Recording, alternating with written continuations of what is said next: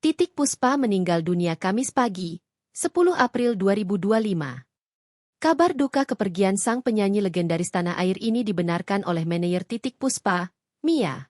Ia meninggal dunia di usia 87 tahun setelah sempat menjalani perawatan di Rumah Sakit Medistra Gatot Subroto, Jakarta Selatan. Kabarnya, pemakaman Titik Puspa akan dilakukan hari ini, Jumat, 11 April 2025. Adapun pemakaman akan dilaksanakan setelah salat Jumat.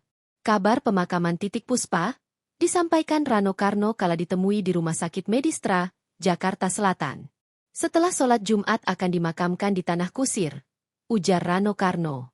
Sebelum prosesi pemakaman, jenazah Titik Puspa disemayamkan di Rumah Duka Wisma Puspa yang berlokasi Pancoran, Jakarta Selatan.